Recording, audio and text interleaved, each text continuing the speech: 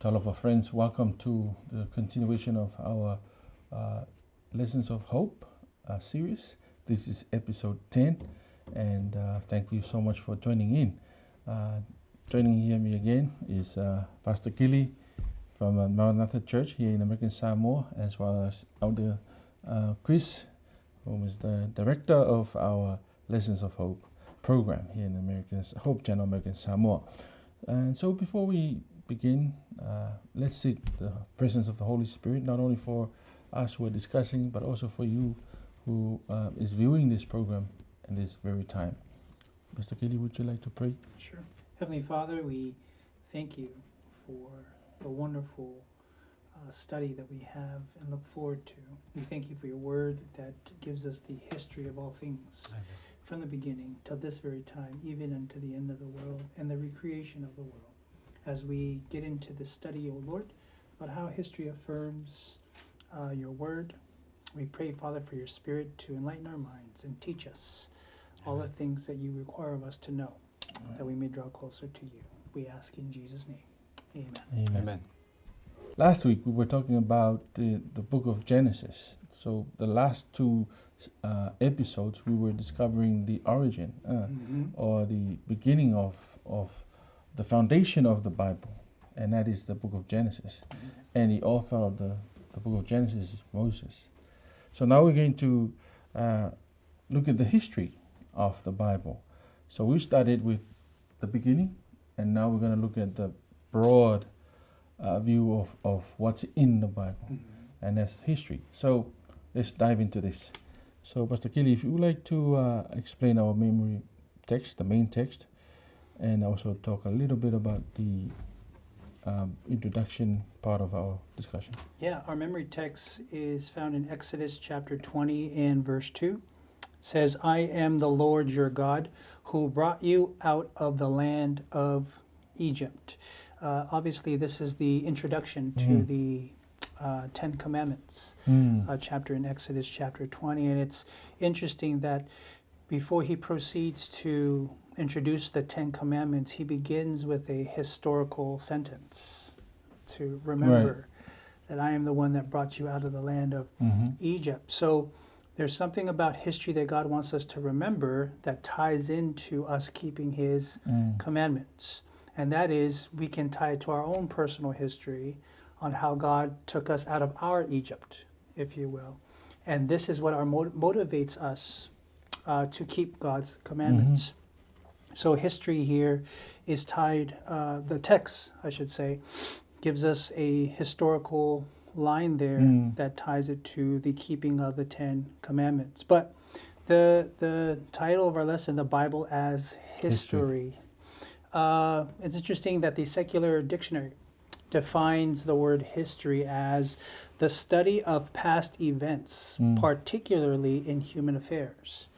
But of course, when we look up these definitions, they always give more than one. I like the second definition here, where it says, the whole series of past events connected with someone or something. And that's exactly what the Bible is. It's a series of events connected to God working in history. And it's interesting that it says the Bible as history. And the word history is consisted of two words, his story. Well, whose story? What's God's story? God's story in his dealings with the human race. And this is what the Bible basically unfolds for us. The historical nature of Scripture, though, is one characteristic that basically distinguishes it from other writings or books from other religions. The Bible also assumes the existence of a God who personally acts in history. So we know this because, of course, in the past two lessons, God acted upon the beginnings of our history in creation. Genesis being foundational, he spoke and things came into existence. He personally forms man into his image.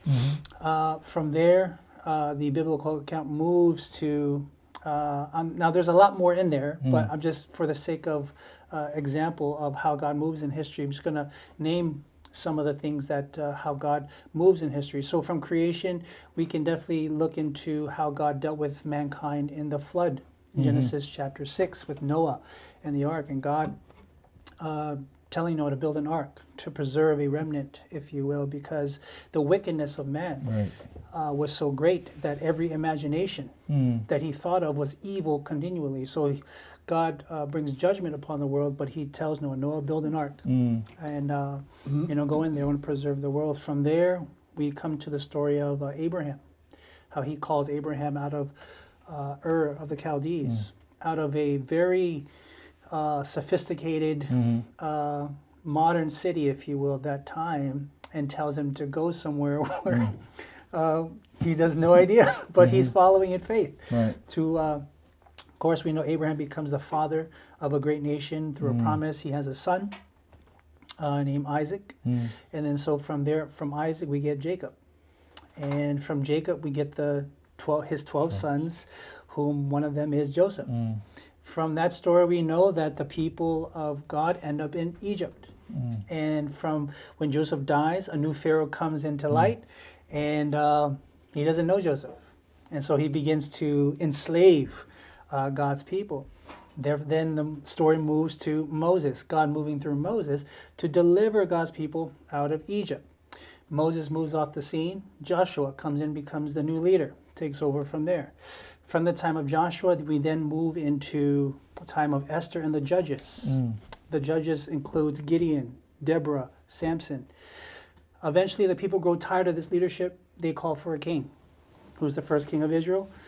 The prophet Samuel is kind of upset that they're wanting a human king when God was their king. And God said, Samuel, they're not rejecting you. They're rejecting me. But let's give them a king. Let's give him a very good king, a humble one. King Saul comes into the scene. After King Saul, King David. After King David, King Solomon. This is all God dealing, and he's appointing all these people. He's dealing with his people. This is his history here. From Solomon, this is the golden age of Israel during the time of King David and King Solomon. From there, it's all downhill from there. Apostasy riddles God's people from there.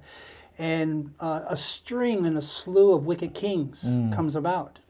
And so therefore he has to raise up prophets. God raises up prophets to get his people to turn back from idolatry and from worshiping idols. So he raises up Elijah, Elisha, prophets like Jeremiah, Ezra, Nehemiah, Daniel. We know this in scripture as the major prophets and the minor prophets, but they're all prophets that God raises up. So this pretty much concludes the story of the Old Testament. Between the Old Testament and the New Testament, there's 400 years of silence. No miracles, no prophets, nothing. Until finally the silence was broken with the birth of Jesus. God personally comes down and enters the story.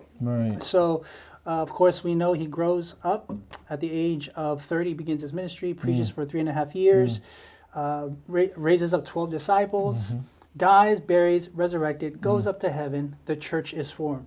From there, the church goes forward to preach the gospel. The 70-week prophecy ends. The prophecy goes from God's people, the Jewish nation, to the Gentiles. From there, whoever accepts Jesus shall be Abraham's seed. All the way to our time, God is still working in history to bring about unto fruition the things that are predicted to happen, which leads to the second coming of Jesus, the 1,000 years in heaven, the restoration of earth, and then we live happily ever after. Amen. So this is the whole story of that's Bible. pretty much the whole Bible you talked about. Right. So now our discussion is going to be very precise. Yes. And easy. So, what about the text? So before we dive in, can we just talk a little bit? Can you enlighten the text, please? For Exodus 20, verse 2. So I am the Lord your God who brought you out of the land of Egypt, right? So God, we know that in the story of the Exodus, that the people of Israel had been enslaved for quite some time. The people were crying out to be liberated.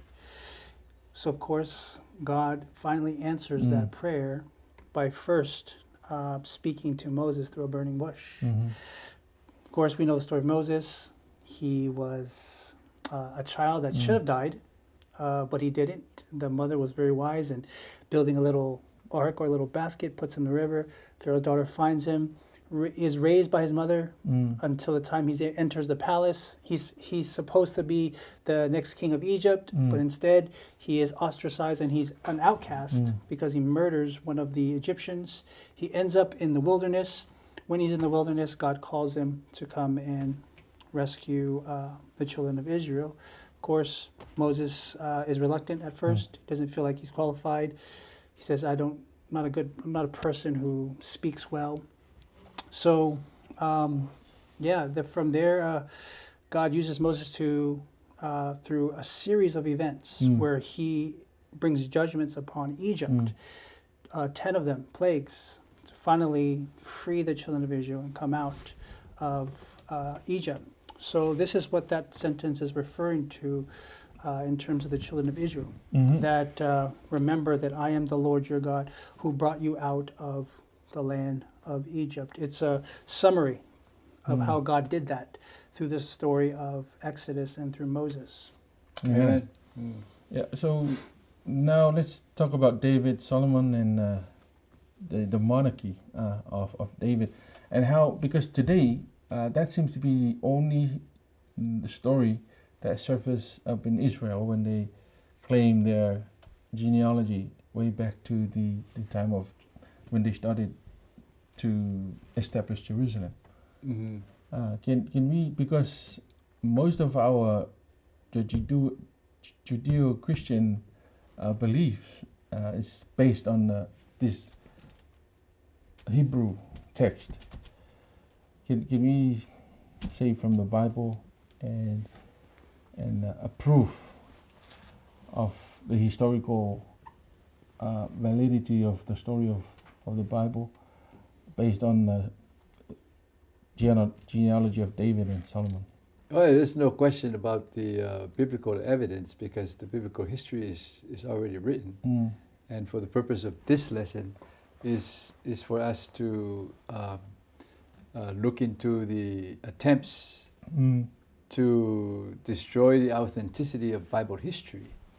But we know now, looking into the history of all those kinds of attempts, even from the beginning, that the Bible history stands above all history that man can create, and whatever history man writes is limited, because the history that man writes is only pertaining to whatever geographical area. Right. That they exist in, and the environment that it thrives in.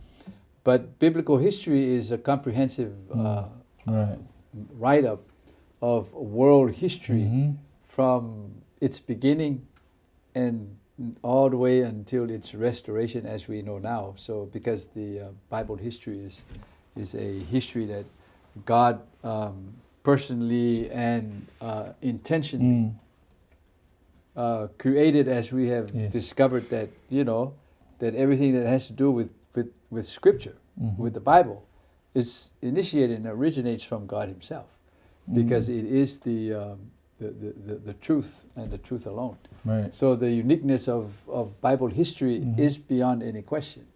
It's the attempt to destroy Bible history and the authenticity and the legitimacy of the Bible history that we have this need to talk about it. But otherwise, the biblical evidence is recorded in Scripture. So everyone that is a Bible student is familiar with the history as it's laid out in Scripture, and we,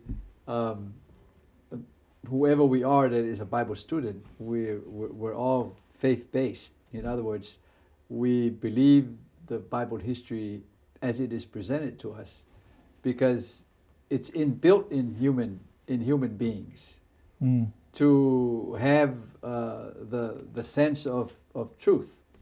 Right. And therefore the study of the book of Genesis being the foundational basis of interpreting Scripture, because it's so foundational and so fundamental that it's hard for a human being to be born with the image of God in the intelligence of Right. of the human being, to be able to deny the Word of God, even if he didn't read the Word of God or exposed to the Word of God, he can still sense the uniqueness and the separateness of the human intelligence and everything else that is in his environment. So it's very difficult to disprove the biblical history as it stands. But for the sake of those that are either unfamiliar with Scripture or have grown up in non-biblical surroundings and have been indoctrinated and have been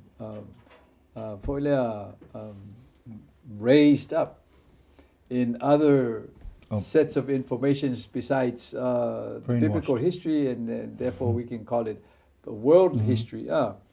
We need to verify for them that that the biblical history is the evidence itself that now has been proven through geology and philosophy and whatever else discipline that we have in the worldly educational system, to try and dispute the verity of the Word of God. But it turns out to be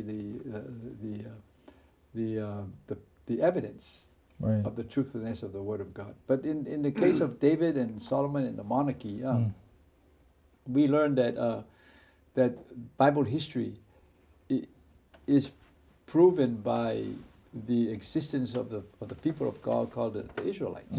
And the history of the Israelites, as it's written in Scripture, is what gives us a basis and foundation of what we believe in as a church and our role and our mission as God has written this Bible history, because Bible history is specifically for that purpose. It's so that we know God's plan, so that we know God's purpose for those that believe in His Word.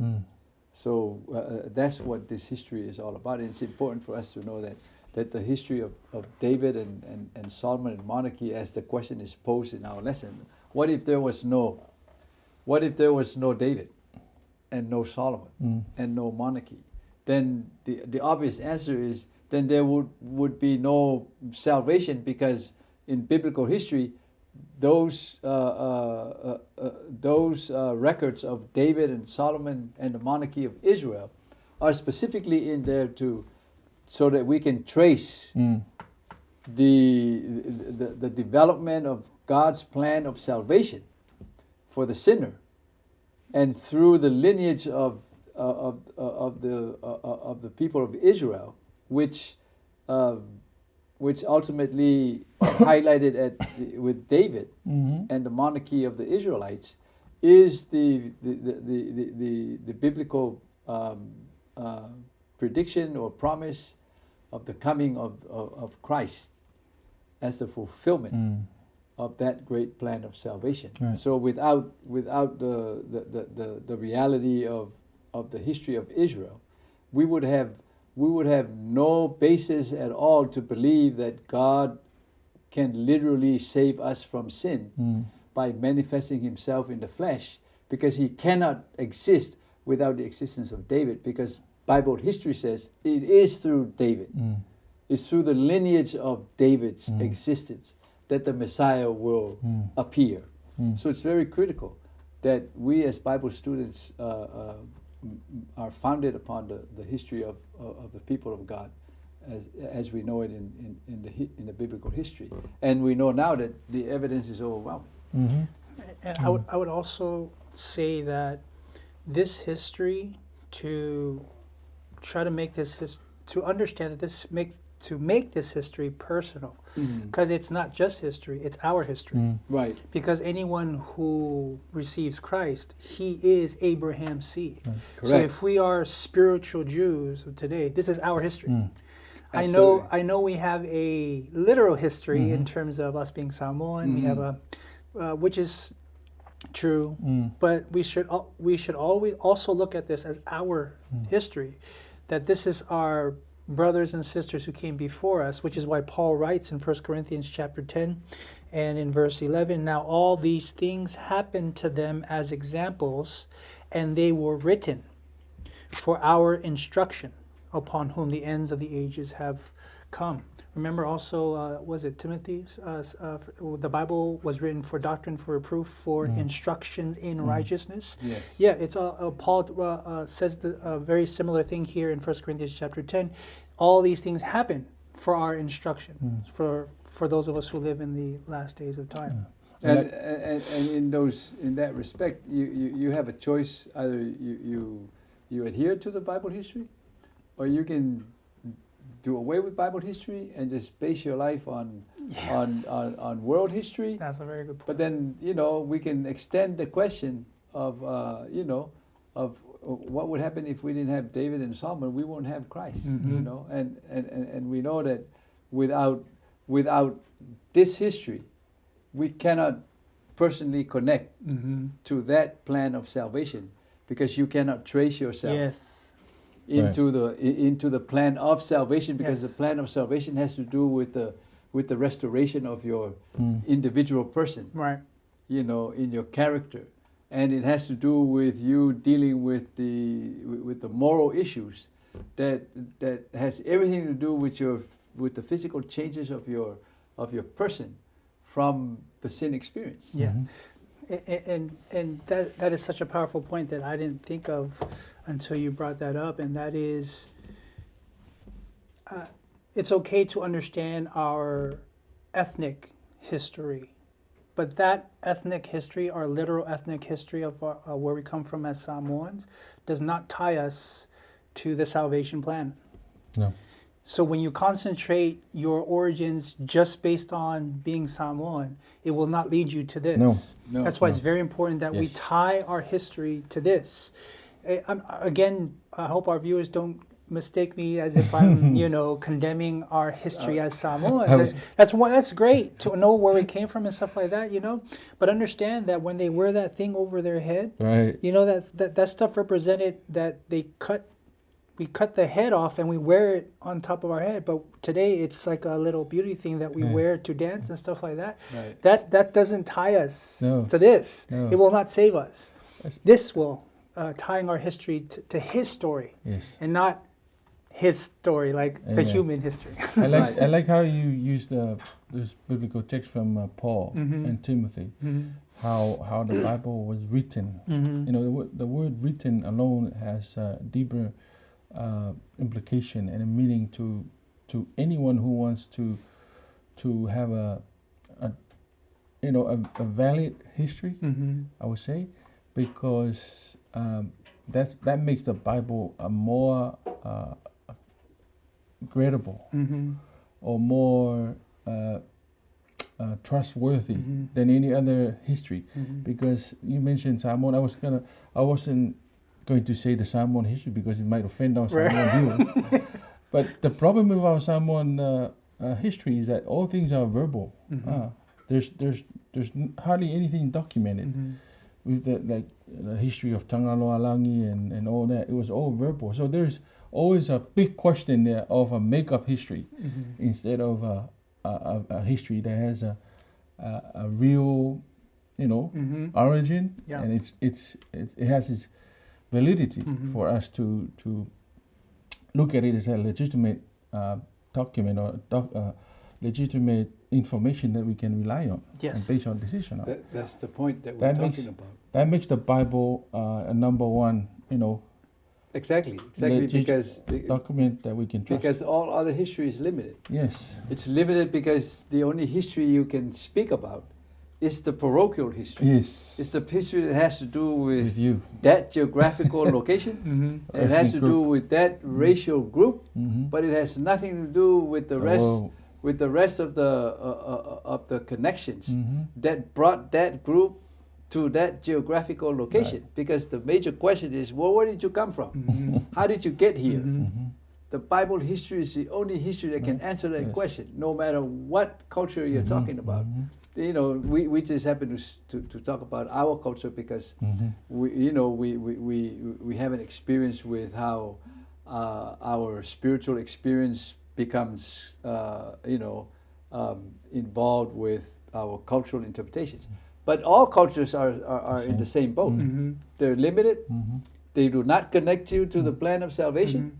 And if you stay with just that history, you're lost. You're lost. Yes. And I just wanted to clarify for our viewers that when I say Samoan history, I'm meaning the history before the gospel came Yes. to us. Because obviously that becomes part of Yes. our Yeah. history when the gospel comes. But I'm referring to pre Ioane Viliamu, right? I believe that's correct, who initially brought the gospel to the islands.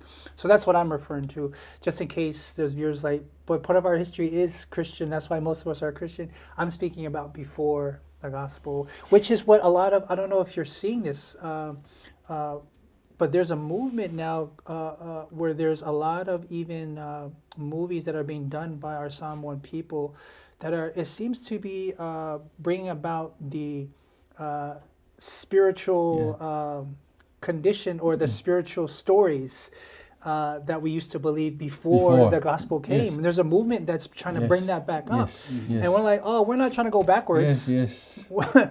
And they're saying see- that this is the white man's Yes. religion that we're doing, Yes. and that we should go back to our religion of Kangaloa and all that and discover our roots. I was like, no. Yeah, that's why it's important. This discussion is so important because as we discuss the Bible, we don't want to discuss out of vacuum or without any reason. Because this is a real challenge for us Samoan people now. We know the upheaval now with the land and all that, and people are connecting everything back, like going back and back and back until they get to the that type of history we're talking about, where it was only relayed to us through oral, communication, and it has no solid basis or whatsoever, like the Bible. Well, it doesn't have a solid basis in terms of salvation, but it has a solid basis for worldly ambition. Yes, yes, So which has no. That's the point Hope for us. that we're talking about. Right. Is that our cultural history is based on the controversies that exist among our people, vying for power, Yes. vying for land, vying for territory, vying for certain rights that are paramount in their cultural practice and their geographical limitations. But the Bible is way beyond that. Way beyond that. It's way beyond that. And that's why we call in Samoa, we call the introduction of the gospel as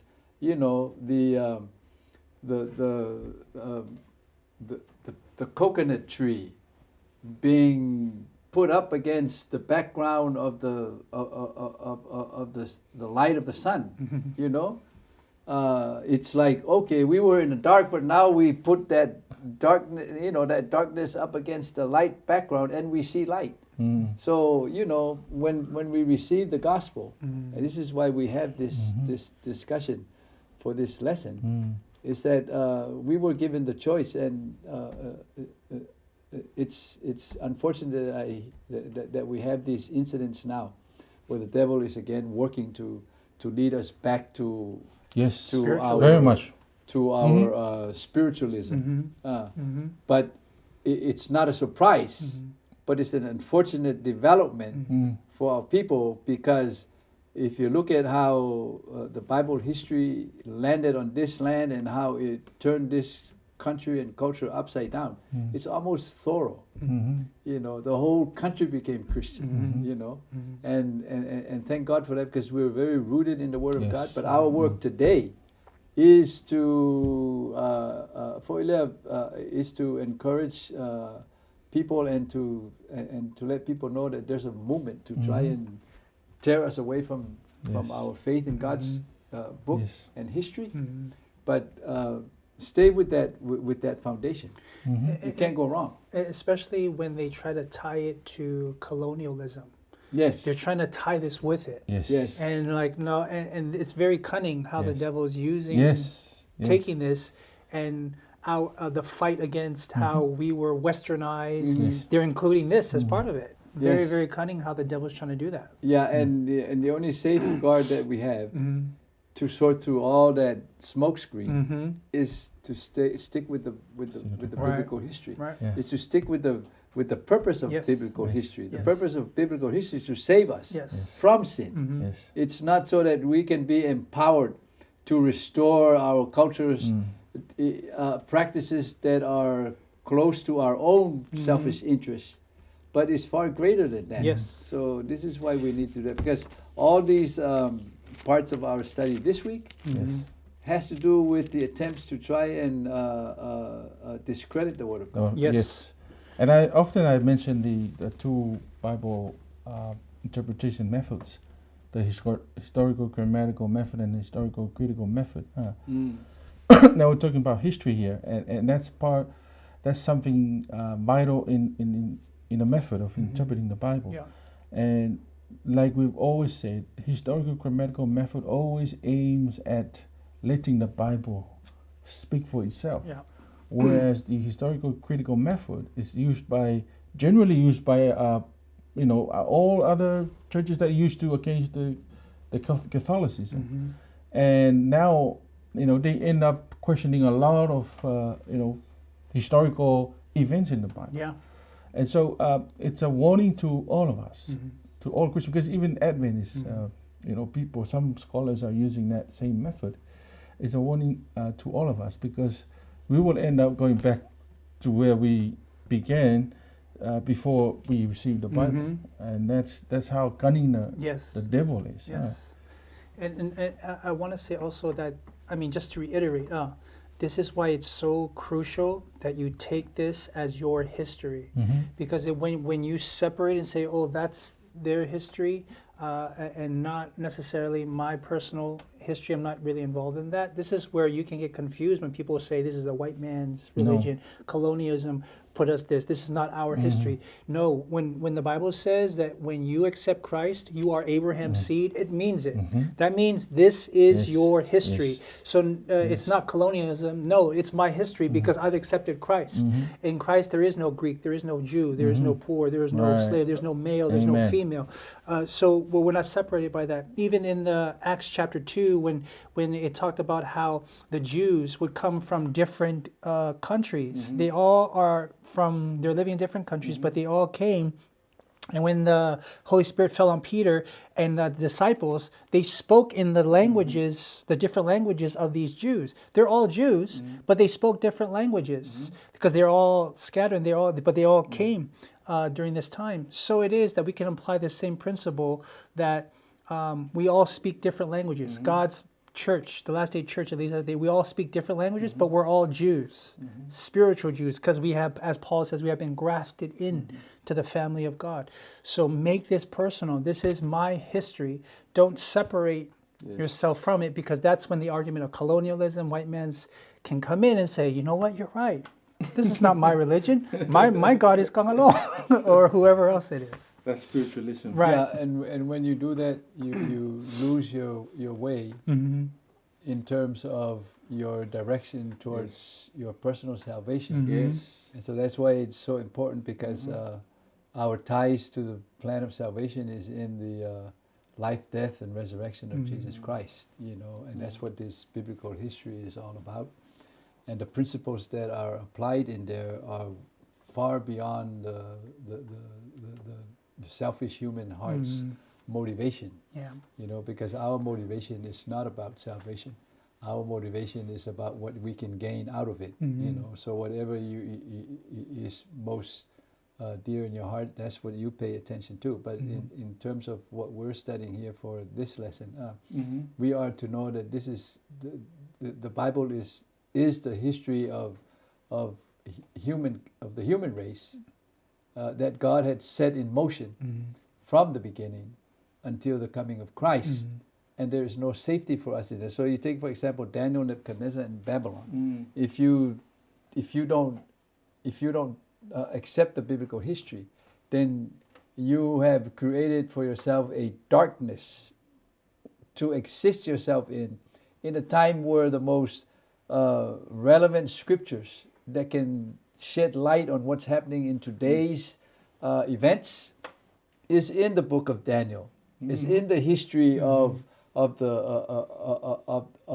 prophecies that God laid out and says this is how history is going to end. It's going to begin here in Babylon. It's going to end with Rome, and it's going to end, at the time of the coming of the rock to crush that image. Yep. But all those history, biblical history, are parallels of world history as we know it today, because the parts of the that are described in the Daniel history are real parts of world history.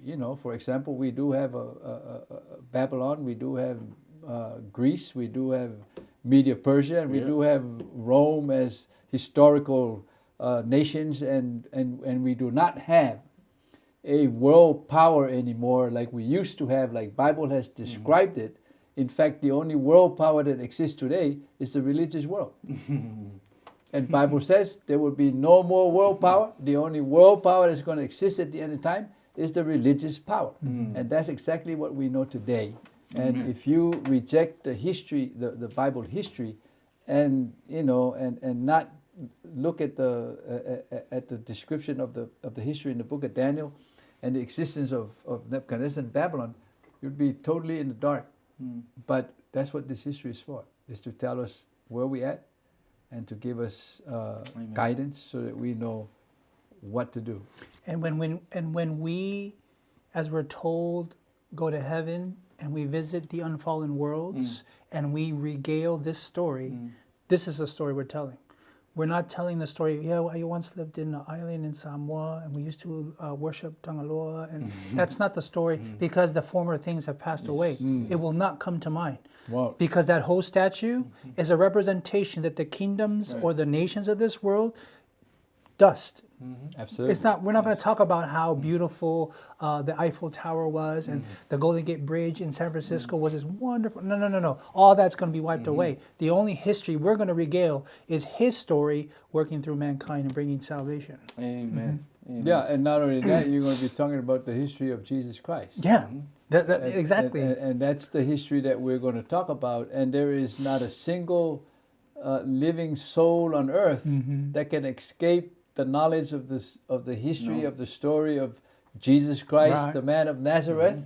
We have it not only in the Bible history, but we have it in secular history, recorded and written by secular historians. And in our case, for our modern audience, we're talking about Josephus, one of the most honored Jew historian who wrote during the time of Rome and recorded all these things here. But we'll be talking about the history of Jesus, and that's the history that counts, and that's the history that we base all our studies and presentations on Hope Channel for the lesson of hope, because our work is to reestablish the place of the Bible in our personal lives and in our cultural lives and in our political lives, and with all this confusion going on, because that's the strategy of the devil, to create a lot of smoke screen, a lot of confusion, so that everybody would be running back and forth trying to figure out what's going on. But our peace is in the Word of God. Let's return to the Word of God, and we will have what we end up this lesson this week with is the faith in history.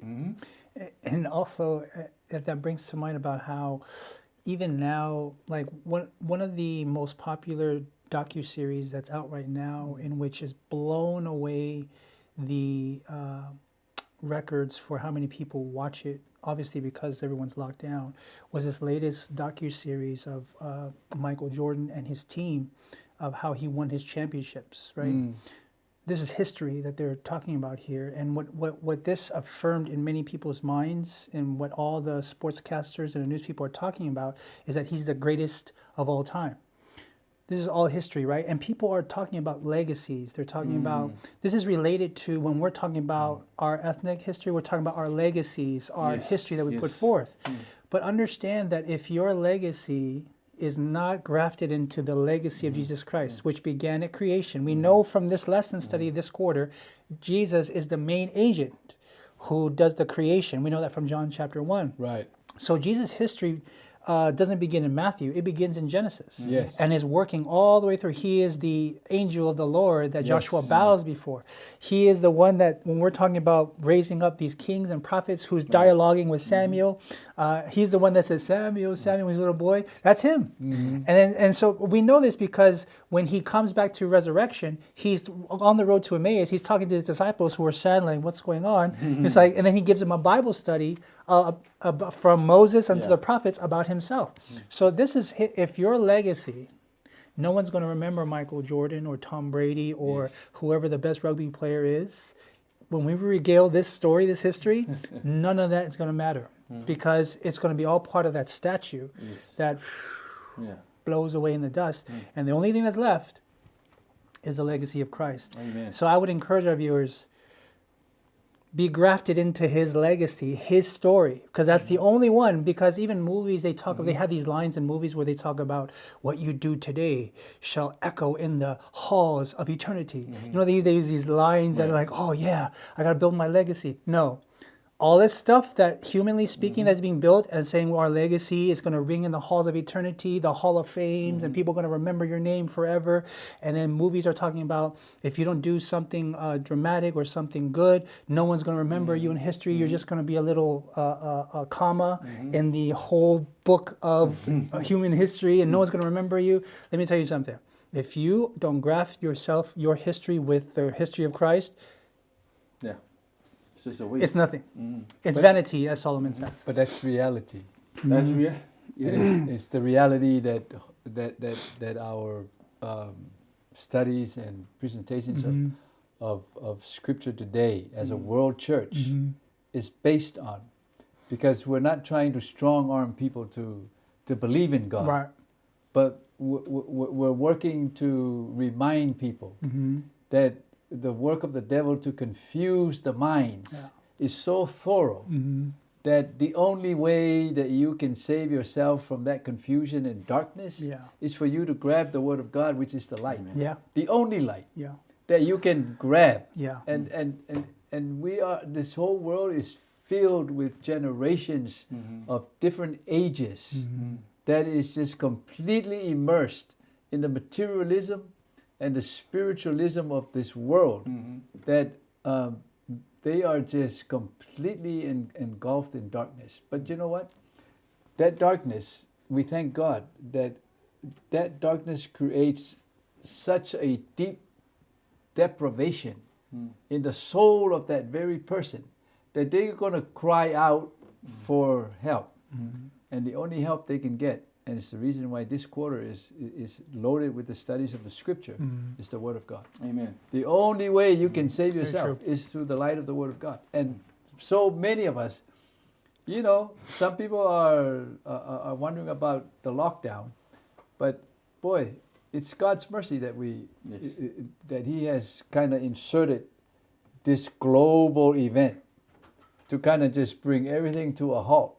In spite of the fact that when we look at it, we who are Bible students, and we clearly see that it is the strategy and the workings of the devil to bring to fulfillment the prophecies of the end time that we're in.